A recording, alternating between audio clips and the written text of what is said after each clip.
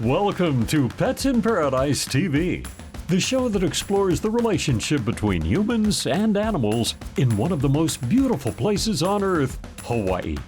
Here's what's coming up in the next half hour. Obesity is a big problem, and it's estimated that Americans alone spend over $60 billion annually on ways to lose weight. But being overweight is also a problem with man's best friend. We'll find out how Lockie managed to lose some pounds. We'll check out a real shaggy dog, and it's all about the breed. Then, when the sun goes down, some people are just getting started at work. We'll find out what life is like overnight at an animal hospital. It's all just ahead.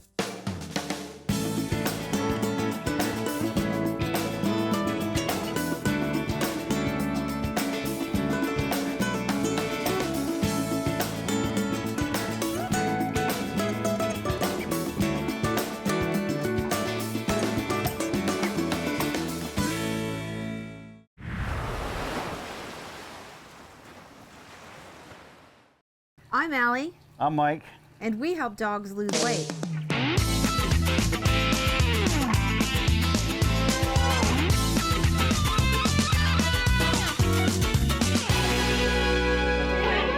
This is Lonnie, and she has had Lucky from a puppy, about 4 years old now, and her husband passed away and left her with what was a little puppy who grew into this mammoth pit bull.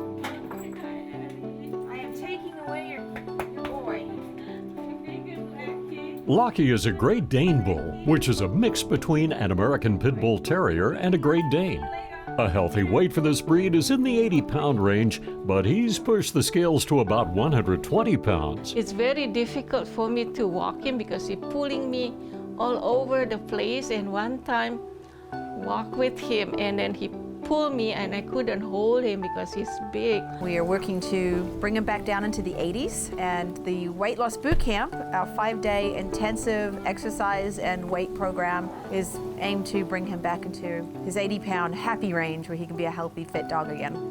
When Ellie took him to the boot camp, I was so excited, I was so nervous. I said, this is the first time that he's going to part from me. I've never been away from me for 4 years, so I was kind of worried at that time, very excited. So when she sent me this picture, he was swimming in the ocean, and he looked so happy.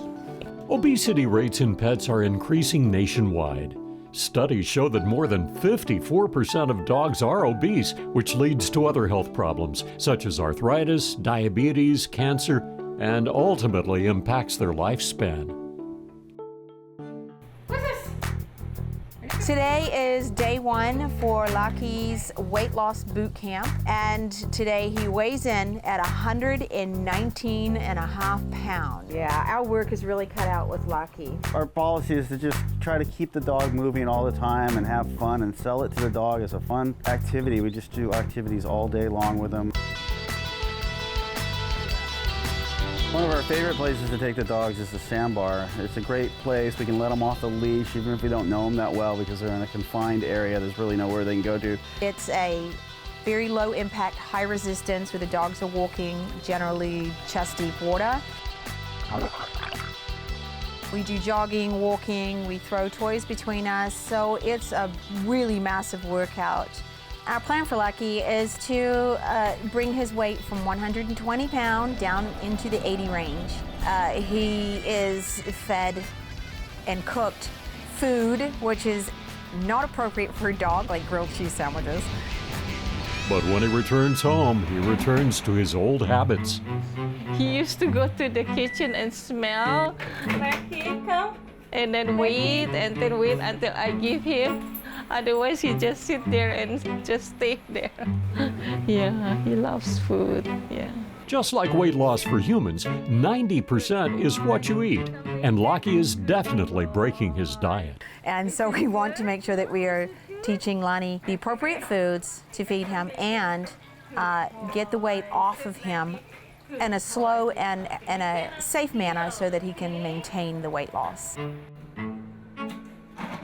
Before feed him like 3 scoops a day, but Ellie said now 1 scoop is enough or half a scoop because he must be hungry or something, but he's not hungry. He's just he just loves to eat. So I try to make him, you know, an ideal weight. So it's much more healthier and much more fun too, and easy for me to walk too when it's not too big. Yeah. Good boy. We also like the hike because the hike takes them to a different environment that's more natural for them, and it's shady and it's cool and polluted water, so they can cool off in the water. It's really unstable ground, so they're always trying to have to use these muscles to stabilize themselves. It also helps their minds for troubleshooting, to figure out how they're getting up and down off rocks and around roots and various situations they wouldn't normally face.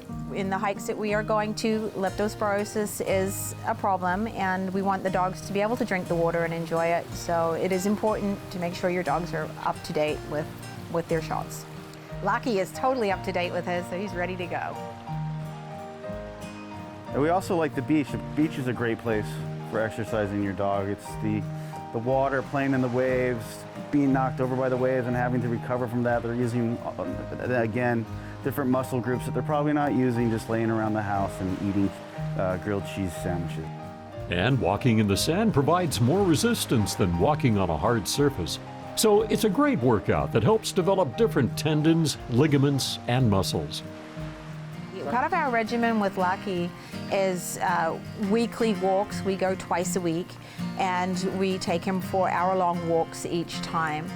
And on days that we get there, quite often he is extremely lethargic and has to be coaxed on his feet so that he'll get walking. And once he's going, he's fine, but that's just because he's generally a couch potato in his own environment.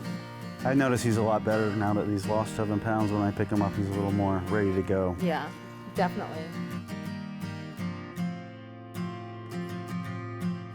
Lucky loves the feeling of being more weightless in the water. Swimming is another great aerobic activity that's low impact and high resistance.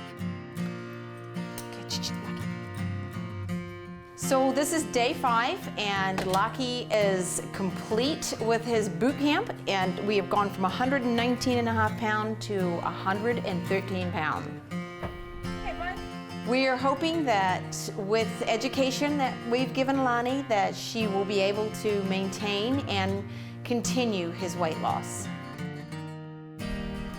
Before he went to boot camp, he weighed 118 pounds. And on Monday, after the boot camp, he came back, he weighed only 113 pounds, lost 5 pounds in a few days. That's a lot of weight, yeah.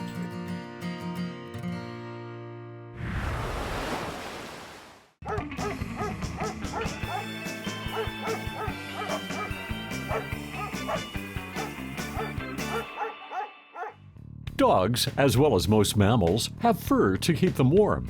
But one dog breed has no hair at all. Do you know what it is? Dog with no hair is the Zolo, a breed that's perfect for people with allergies because they don't cause reactions. The Zolo is from Peru and was nearly extinct until breeders came to their rescue in the 1940s. The hairless Zolo obviously keeps cool by playing in the sprinkler, but keeps warm by having a higher body temperature. From a hairless dog, let's meet a breed that's the total opposite. It's all about the Bearded Collie. You may think that there are a lot of different kinds of collies. You'd be right, but the word collie doesn't refer to a specific breed. In Scottish, collie simply refers to any dog that herds. And that's exactly what the Bearded Collie is known for. As one of Britain's oldest breeds, the Bearded Collie was first used as a herding dog for Scottish shepherds. One of their playful characteristics is that they are known for jumping up and down, a trait called the beardy bounce. It looks like they're just happy to see you, but the bouncing is a trait that goes back to their herding days. In tall grass, they learned to jump up so they could see their prey. The Bearded Collie is considered an independent thinker and known as being a great socializer, both with people and with other dogs. They tend to be rambunctious and very energetic and require a good deal of exercise. They also need to be in social situations. If left alone for long periods of time, they can become destructive. But with good training and the proper environment, Bearded Collies are great family pets. They come in a variety of colors, mostly black, brown, and blue, and they come with or without white markings. Their hair is rather rough, but they have a soft undercoat, and yes, they do shed. Because of all that fur, their size is deceiving. They may look big, but adults usually weigh only between 40 and 60 pounds. The average lifespan is about 12 years. If you're looking for a very happy, bouncy dog, look no further than this. And now you know all about the Bearded Collie.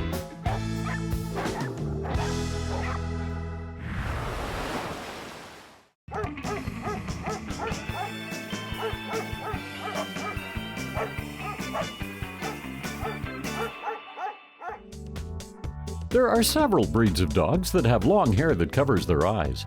Is it true that they can see right through it? The answer is kind of. The long hair acts like a pair of sunglasses, allowing the dog to see a little but keeping out strong light.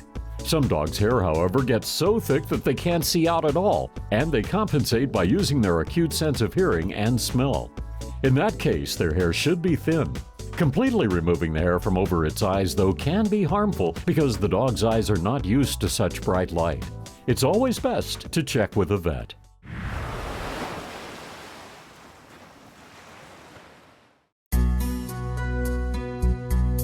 When your furry family member gets sick, the vet is there to help. But what can you do when your vet is closed?